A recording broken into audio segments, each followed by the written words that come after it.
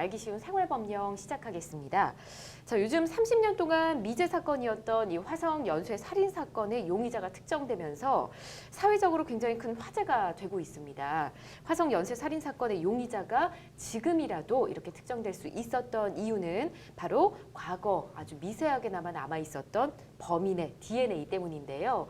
자, 오늘 알기 쉬운 생활법령에서는 이 범인을 잡는 데 큰 역할을 하는 DNA법, 헌법 불합치에 대해서 이야기를 시작해 보도록 하겠습니다.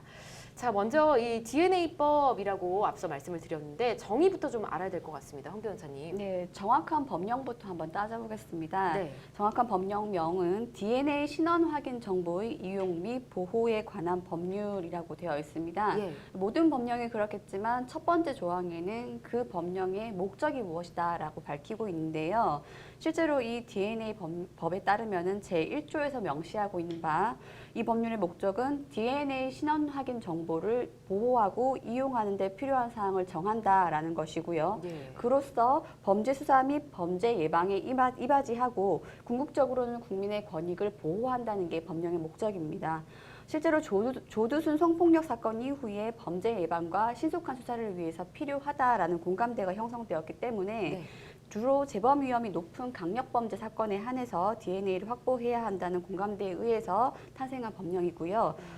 그래서 이제 약칭으로 DNA법이라고 하는데요. 이 법이 탄생하게 되었습니다. 그렇군요.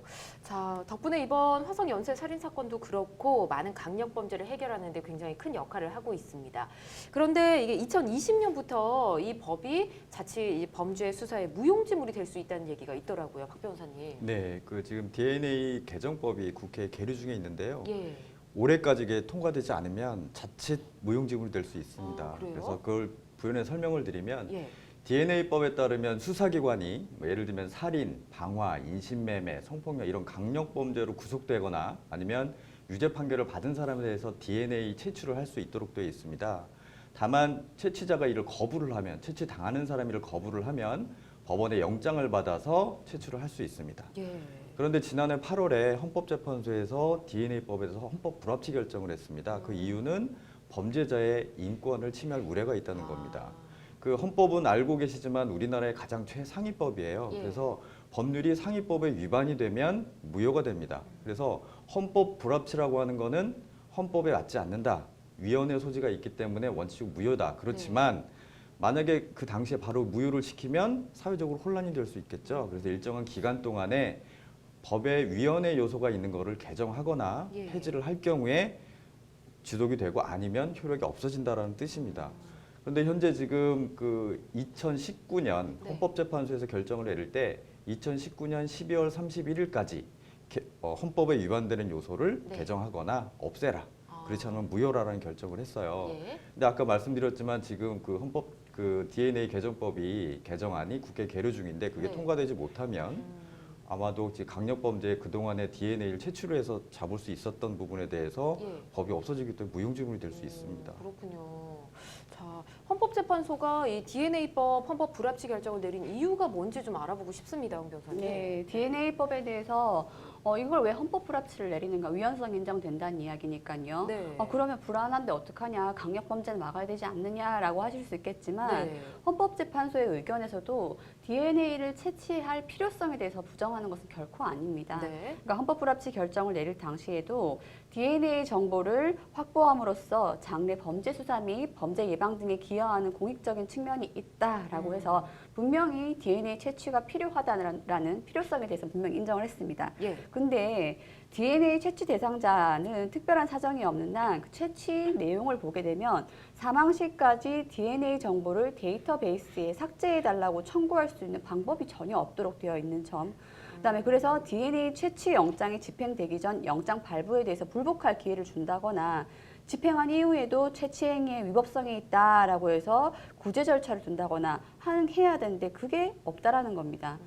비교되는 절차가 압수수색 절차인데요. 예. 예를 들면 압수수색 영장 같은 경우에는 압수수색의 대상자가 된 사람이 현장에 있도록 합니다. 그래서 현장에서 대상자가 자신의 의견을 진술할 수 있도록, 그다음에 대상자를 영장 집행에 참여시키도록 하고 있고요. 예. 그다음에 압수수색이 집행이 끝난 다음에도 준항고란 절차를 통해서 영장 집행 절차에 위법성이 있다고 하면은 그 위법성을 다툴 수 있도록 절차를 다 열어두고 있습니다. 네. 근데 DNA법에는 바로 이런 절차가 없다라는 거죠. 따라서 의견을 피력할 절차라든지 불복할 수 있는 절차를 분명히 두어야 된다라는 것이고요. 쉽게 말하면은 영장이 발부되기 전에는 판사님께 대상자가 직접 의견을 전달할 수 있도록 절차를 두어라. 네. 그다음에 영장을 집행한 이후에는 집행 과정에서 위법성이 있는지 없는지에 대해서 불복 절차를 다툴 수 있는 절차를 두어라. 그 두 가지 때문에 헌법 불합치가 내려진 것이고요. 다시 말씀드리지만 DNA 채취의 필요성을 부정한 것은 결코 아닙니다. 그렇군요. 알겠습니다.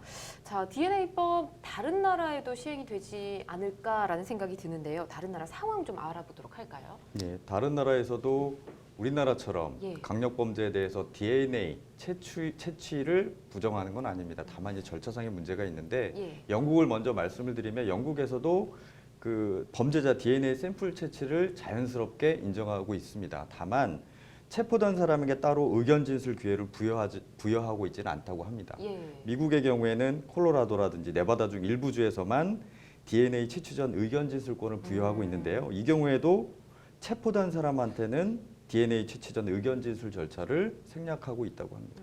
그렇군요. 자, 2019년 12월 31일까지 법 개정이 완료되지 않으면 앞으로 당사자 동의가 없는 한 DNA 채취가 좀 불가능해지게 됩니다. 이에 대해서 두 분 의견은 어떤지 좀 여쭤보고 싶은데요, 황 변호사님. 예, 저부터 말씀드려볼까요? 예. 그 헌법불합치 결정이 내려질 때에는 일정한 정족수만 넘게 되면은 위헌성을 인정받게 되는데 당시 DNA법에 대해서 헌법불합치 결정이 내려질 때에는 네. 재판관 6대3 의견으로 헌법불합치가 결정됐습니다. 그러니까 합헌적인 의견을 제시하신 분이 3분, 그다음에 네. 위헌이다, 그러니까 헌법불합치로 해야 된다라는 분이 6분이었던 것인데 당시 3분의 의견, 그러니까 반대 의견을 냈던 분의 의견은 이렇습니다. DNA 채취 대상자가 유죄 확정 판결을 받은 사람이라는 점이 고려되어야 된다는 점, 즉 법원이 검찰 소명 자료를 확인해서 영장을 발부하고 있기 때문에 충분히 의견적인 진술 절차가 부여되어 있다라고 해서 합헌의 의견을 낸 상황인데요.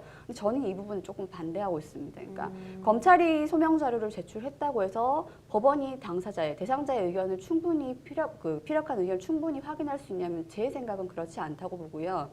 대상자 같은 경우에는 자료를 제출할 때에도 충분히 제출했음에도 불구하고 검찰 단계에서는 여튼 DNA 그 채취를 관철해야 되는 목적이 있기 때문에 일부 좀 누락되는 부분도 있을 것 같고요. 충분히 전달이 안 될 것 같아서 반드시 사전에 그 절차는 필요할 것 같습니다. 필요성이라든지 목적을 부인하는 게 아니고 절차적인 부분이기 때문에 저는 헌법불합치 의견이 타당하다고 생각을 합니다. 황 변호사님 의견 들어봤고요. 박 변호사님은 어떻게 생각하십니까? 예, 앞에 말씀드린 부분의 전체적인 내용에 동의를 하고요. 예. 이 DNA법이라는 부분, DNA법, 강력범죄 범죄자의 DNA 샘플 채취는 어떤 공익적인 측면, 범죄 예방이라든지 장래 범죄 수사에 반드시 필요한 부분이기 때문에 네. 그건 당연히 인정이 돼야 되고 그 절차상의 문제에 있어서 아까 말씀하셨던 무죄 추정의 원칙 네. 그 부분에서 무죄인데도 불구하고 DNA가 됐을 때는 어떻게 할 것인가에 대한 절차상의 문제를 어떤 범죄인의 인권 사실 범죄인의 인권이라기보다도 무죄를 받을 사람이 억울하게 채취되는 부분을 방지하자는 거거든요. 네. 그렇기 때문에 헌법불합치 결정에 대해서 저도 동감하고 있습니다. 그렇군요. 두 분 의견도 이렇게 들어봤고요. 자, 국회에 발의된 DNA법 개정 법안이 1년 가까이 계류 중에 있다고 합니다. 입법 공백이 발생하게 되면 이 DNA 채취가 개정법 시행 전까지는 불가능하게 된다고 하는데요. 아무쪼록 이 조속한 법 개정을 통해서 공백이 발생하는 일은 없기를 바라겠습니다.